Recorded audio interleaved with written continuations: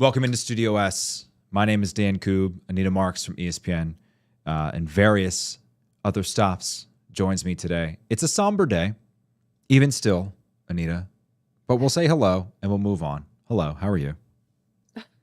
I'm okay. I thought about you the last, I'd say, 20 to 30 minutes of the Super Bowl. Unfortunately, again, as we know, the Eagles lost to Kansas City. And just to rewind, and I know we were talking about it before we started the show, I was feeling really confident going into that Rihanna concert, right? Eagles look good in the first half. Eagles doing what Eagles do best, and that is, going up at the half, going into that game. I want to say what they were a point plus 169 point differential, better than their opponents in the first half. So, and then you saw Patrick Mahomes tweak that ankle heading into halftime. Wasn't sure just how productive he was going to be when he came back, but boy, was he productive. And so really, I won't use the word shocking, but a surprising end. I really did believe the Eagles were going to win. Side note, I truly believe, and I'm not making excuses. Oh, look at you. I like that. I'm not making excuses, but I really do believe the field and how horrible the field was did play a huge role and was a huge factor into why the Eagles lost, because handicapping, one of the advantages that I thought was a huge advantage for the Eagles was their defense and their pass rush. And on that field, it was non-existent. So you take that dimension, you take that element out of the game for the Eagles against Patrick Mahomes, arguably the best quarterback in the NFL. People now would probably say, no, not arguably, for sure the best quarterback in the NFL. I don't know if I would have. I don't know if. Here's the thing, Dan. If I would have known pre-game that the field was that bad and the Eagles did not have the proper cleats for it, and the pass rush dimension would be removed from the analysis and the handicapping of the game, I probably would not have bet on the Eagles. Well, I'm probably going to take the same high road that the Eagles players took and tell you that everyone had to play on the same terrible field. This hat, by the way, is actually just what I used to cry in. I required a large bucket. It just happens to double as a hat. Because I hear that. I'm hearing that across the board, especially from Kansas City Chief fans, and I did hear what the Eagles players had to say. Granted, yes, but both teams had to play on the same field, but the element of the pass rush was far superior for the Eagles right. Coming in. So now, they got to play on the same field. I mean, it's not like Kansas City was sacking Jalen Hurts either. But the point being is you take that element of the analysis and the handicapping out of the equation for the Eagles, where they were so dominant in that portion of the handicapping. It's not the same. Not the same. Here's why I don't blame the field. Here's why I don't blame the refs. Jonathan Gannon, now the head coach of the Arizona Cardinals, previously the defensive coordinator, is not a coordinator who likes to make adjustments. That's just not who he is. That's not who he's ever been. He was the defensive coordinator for 2 years. He was hated in the city for the way he called his defenses last year, because he doesn't make adjustments. He has a process that he does not deviate from. There were back-to-back weeks last year in which Derek Carr and Justin Herbert completed over 90% of their pass attempts against this defense. Unsurprisingly, the Eagles lost both those games. Everyone knew coming in the Eagles, Anita, really hadn't played a quarterback of Herbert's caliber, Mahomes' caliber, etc., right? And the two times they actually played decent enough quarterbacks, Dak Prescott and Aaron Rodgers, they scored, I think, 40 and 35 points against them or whatever it was. So there were breadcrumbs being laid that if a quarterback were able to figure out Jonathan Gannon's zone, they'd be able to have success. Now, they don't really blitz a lot. They like to get home with 4. So obviously the playing conditions on the field limit the pass rush. You're not able to get in front of Patrick Mahomes. At the end of the day, you kind of just have to tip your hat. because one of the very few possessions in the entire game where Gannon actually did adjust and actually played man, what happened? Patrick Mahomes scoots up the alley for 15 yards on a high ankle sprain. At some point, you just have to say, the guy's really freaking good. Now, having said all that, you would think after the first 2 times the Eagles, or the Chiefs rather, marched down the field on your defense and scored, you'd say, okay, this is the Super Bowl. I should probably switch some things up. But again, that's just not part of what he does as a play caller, what he does as a coordinator. It's not part of the Eagles' process either. So while this kind of sounds like word salad and excuse making, I really don't blame anybody except the process of which Jonathan Gannon has arrived at to call the game the way he did. Offensively, they scored 35 points, the highest scoring team to ever lose a Super Bowl. So when I was watching the game at home, I wasn't thinking to myself, oh, I'm so mad. I was thinking, this is the way this defensive coordinator has called 38 games as defensive coordinator with the Eagles. Did you really expect him to switch it up even as the ship was sinking? And the answer, frankly, is no, which is disappointing. But the other thing is, well, okay, if they were to switch something up and let's say they run basically a 2-shell zone, with coverage underneath. Let's say they did try to deviate and now they're running something they don't spend a ton of energy, time practicing. Well, you can make the same case that Mahomes would have torn them apart anyway. So to me, it's disappointing that the defense didn't really do a whole lot. There are other factors there. But at the end of the day, you probably lost to who could be the best quarterback in the history of the National Football League. And conversely, offensively, you're basically bringing everybody back. And your quarterback who just finished what it really is his second full season. I keep hitting this thing is so big. I keep hitting my mic. My head is not adjusted to the size of this thing. Conversely, your quarterback just finished his second full season as a starter, and basically everybody's coming back. Maybe not Lane Johnson, who would be a huge loss. Probably not Jason Kelsey, but Lane Johnson would probably be back. Defensively, if they can just make some of those tweaks, you're looking at another 11, 12-win season next year, I think. Now, it's hard to get back to the Super Bowl, but I didn't walk away feeling devastated because it played out sort of the way that I expected it to play out because other quarterbacks have ripped this defense. Now, I'm sad. Having said that, I'm sad.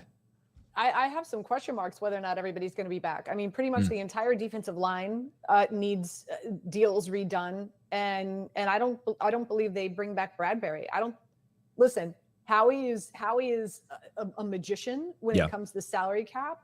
So I don't want to assume anything, but there is, in order for everybody to come back, Dan, there's work to be done here in the secondary, on the offensive line, and on the defensive line.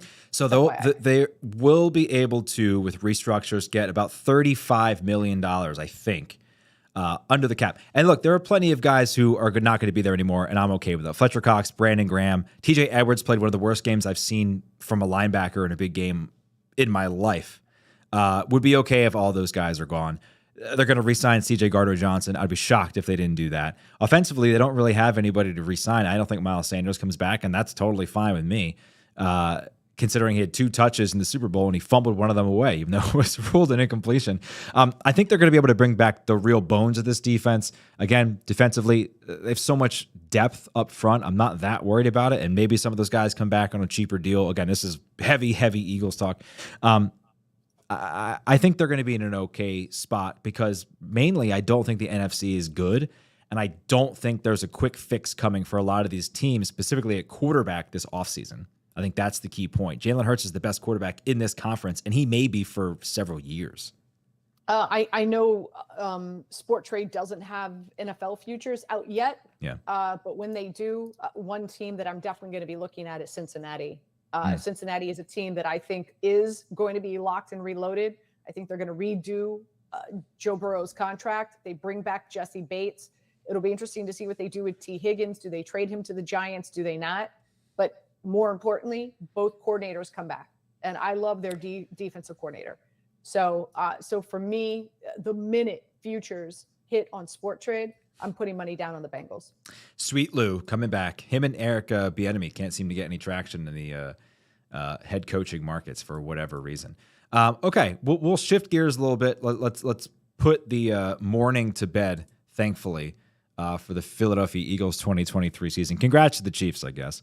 The Genesis Invitational, this weekend. Tiger Woods, the big story. He is back. He is trading at just 60 cents per share to win the Genesis Invitational here on Sporttrade. Anita, I know you have a ton of plays. They don't include Tiger Woods to win the tournament. However, would you throw 60 cents on Tiger Woods just to see if he returns any sort of return? No, any at all? I would not. He's had a difficult time. This is not a course. He's not a course horse at Riviera. He's just not. His best finish since 2020 is tied for 5th. And as many times as he's teed it up here, he has never won. So now you've got that's vintage Tiger Woods, right? That's the Tiger Woods of old. And he's never been able to win at Riviera. It's just not his golf course. So now if you had, if I could buy some shares in Tiger, what are you doing with that? Try. Hey, look, it took us 5 months to get this thing. Okay, it finally came in today. I'm trying to get some use out of it. Where the hell out of it, then, Dan? Where the hell out of it? So if I could buy shares at Tiger Woods finishing the top 40, I would, and that's how I'm going to play it with some sports books, just because we all like rooting for Tiger Woods. Yeah. You can also wager that he's going to make the cut. Okay. But on Sporttrade, here are my 3 top plays. Schauffele, love him. California guy.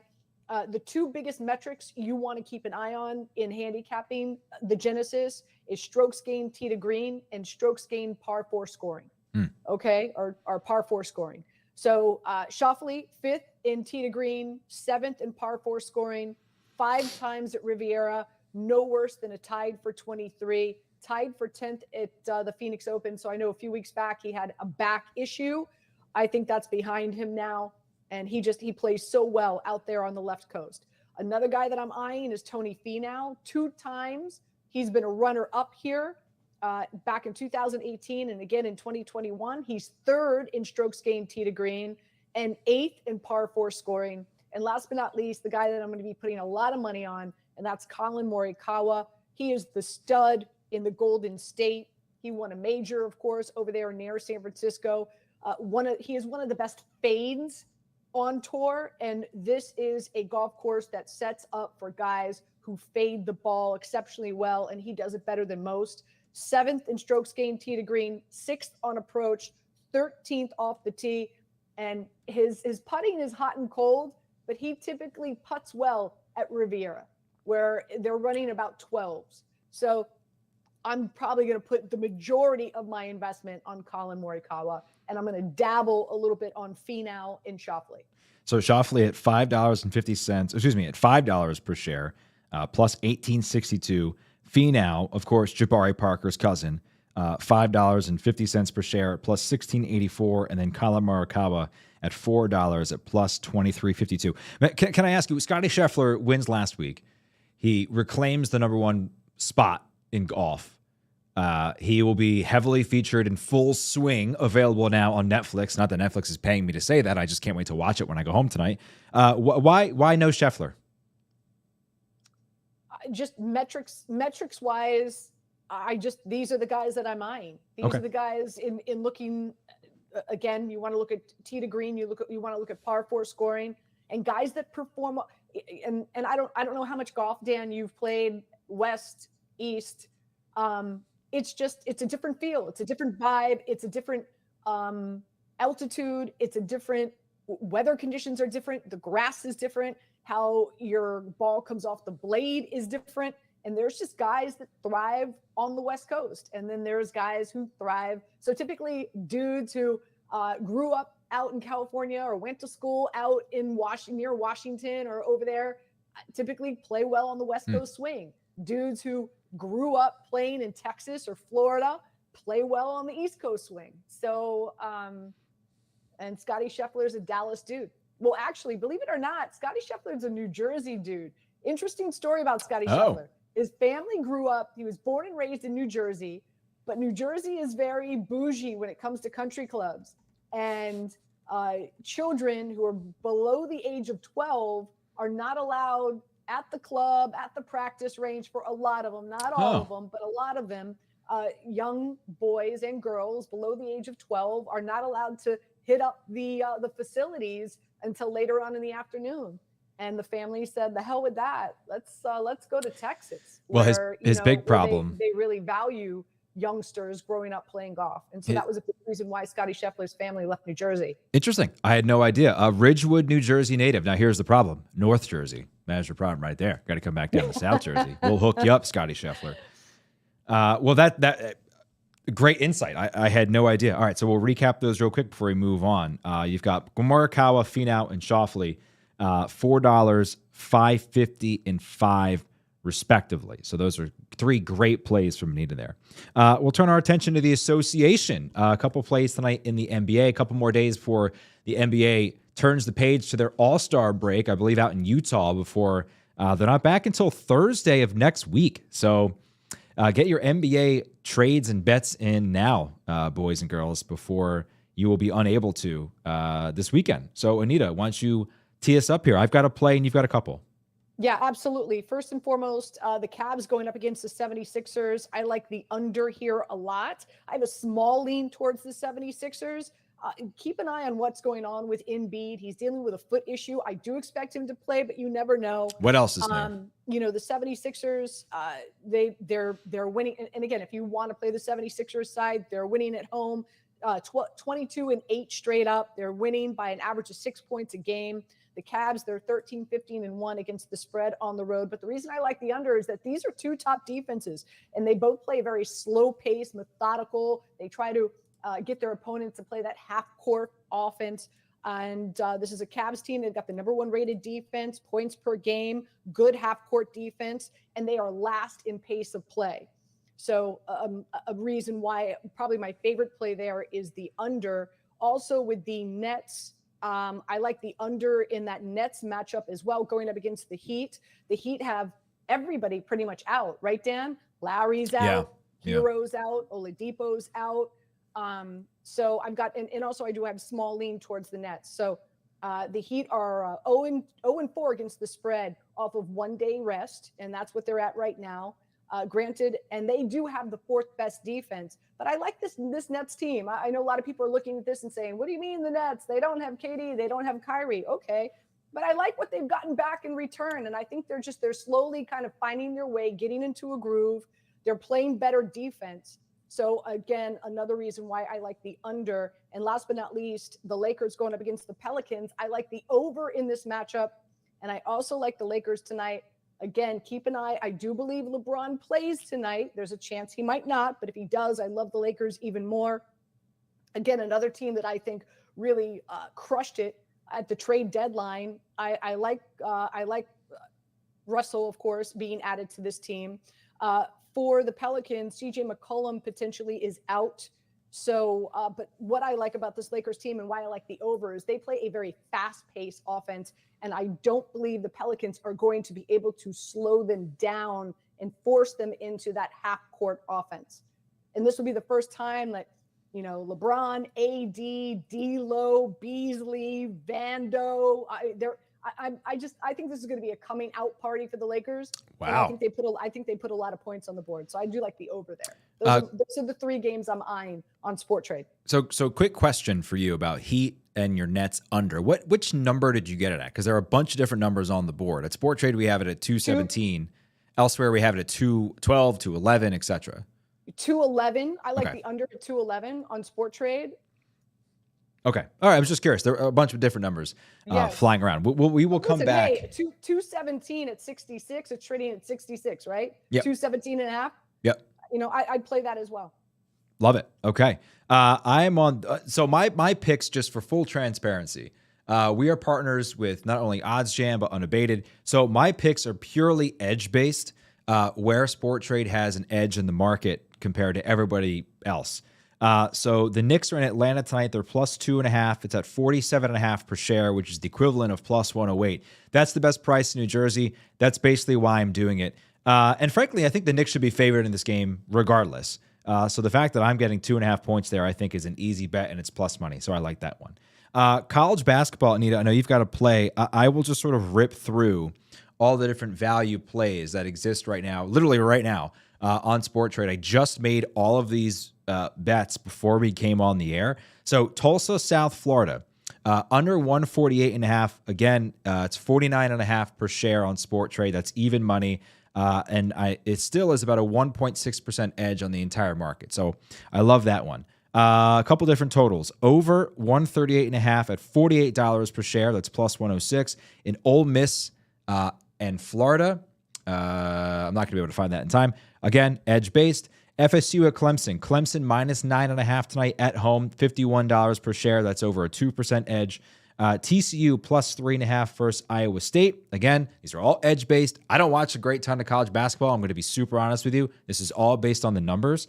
$48 per share, 2.5% edge. Oregon minus 5.5 at $49 per share. That's a 1.4% edge. So again, these are all edge-based. These are all looking for the best price in the market and then trying to make sure over time you're building volume, but because you're getting the best price, you're winning more when you win, you're losing less when you lose. Those are my college basketball plays. And full transparency, I don't start really paying a lot of attention to college basketball until now. And you're not alone.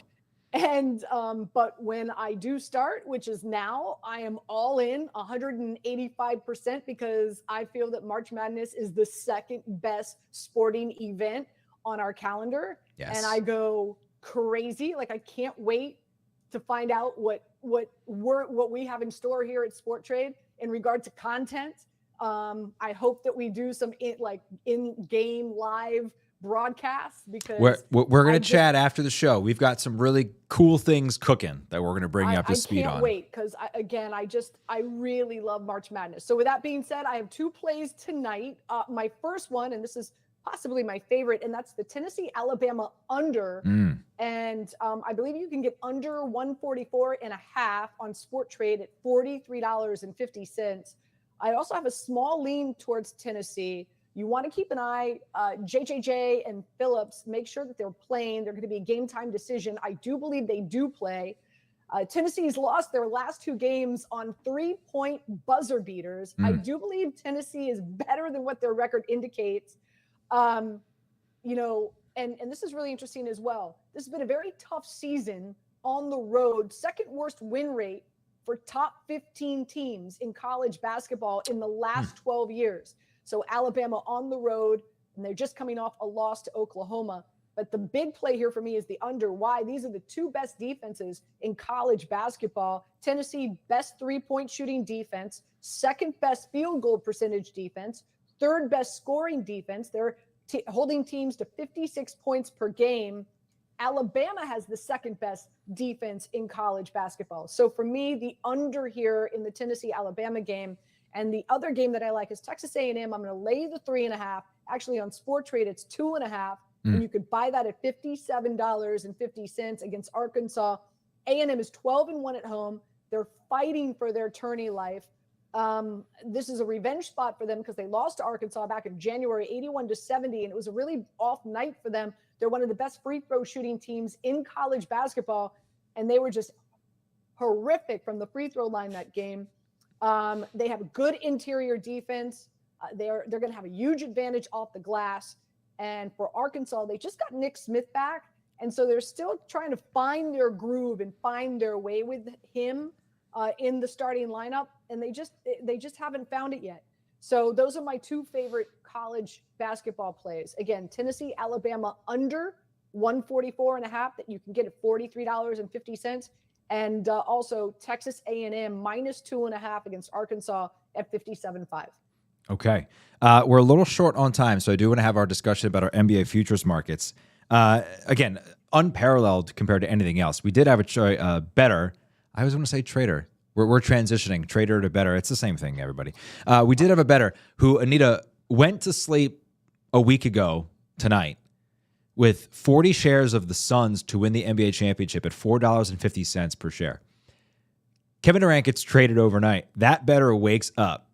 And now his 40 shares are worth $19 per share. They made almost $600 in their sleep. Now, I don't think that person has traded out, nor should they, because obviously there's still a ton of growth potential, but it just shows you the difference in our futures markets and how liquid they are and how you can move in and out. You have a very interesting take that we'll go back to about 10 minutes ago about the Los Angeles Lakers. I think most people, I would say 99% of people, are unmoved by the moves that the Lakers made. Now, everyone says Russell Westbrook, he's gone, it's addition by subtraction. I don't know a ton of D'Lo fans, but you seem to think this is a great move. Tell me why. I do. I think the Lakers' success or failure in the postseason is really going to come down to LeBron's ankle. There's some reports out there that his ankle is worse than what's being reported. If that's the case, then obviously that doesn't bode well for them.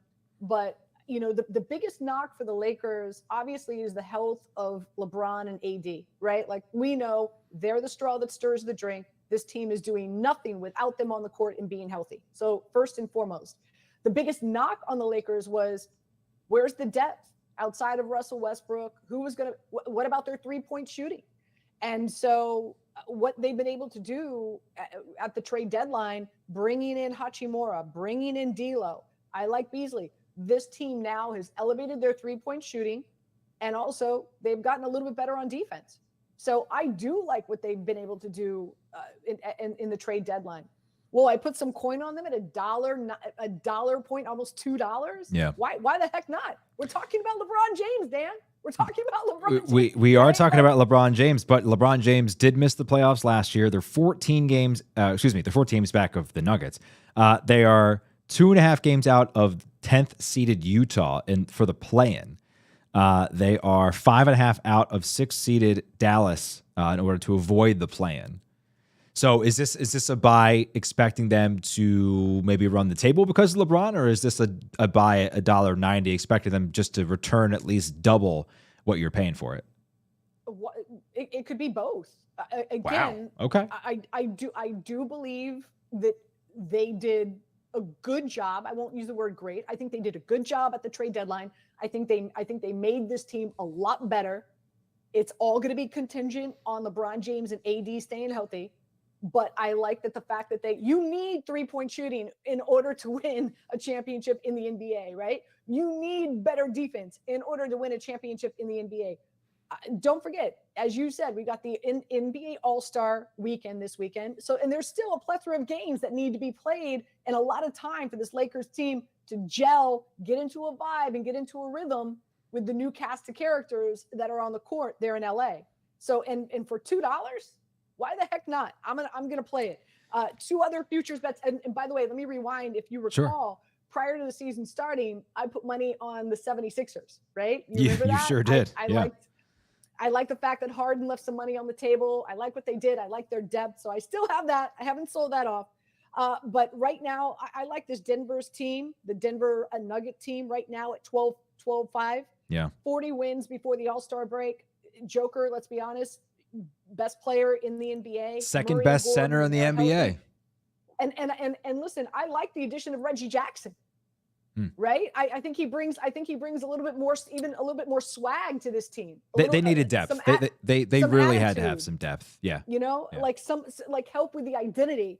And I don't know. I'm curious. Like Phoenix at $17. I'll buy a few shares at that. Yeah. They are hands down now. KD, Booker, Ayton, Chris Paul at $17. Why not? I'm actually surprised that it's just $17. Dan, are you? I am, and I'm not. The West to me feels so wide open. I mean, the reason the Nuggets are $12 per share, frankly, is because of their past postseason failures. That number is depressed because people don't believe in their style of play in the postseason. Having said that, you can get the Clippers at 7.5, the Nuggets at 12, the Suns at 17. The Grizzlies are 34-22. Now they've gone on a bit of a slide here of late, but they're $5. I mean, I just ripped off the top 5 teams in the. I mean, the Kings are third in the West. Anita, they are $1.40. You're going to tell me the Kings aren't going to return twice that? I think they absolutely can get up to $5 if they win at least a playoff series, and who knows who they'll play in the playoffs. The Timberwolves, the Warriors, if they ever get healthy. The Pelicans can never be healthy. The Jazz aren't even good. Your Lakers, maybe. I think the Western Conference has a lot a lot of options. Eastern Conference, you're really looking at the Celtics, Bucks, and Sixers. I don't really think there's anybody else to throw any money at in that regard.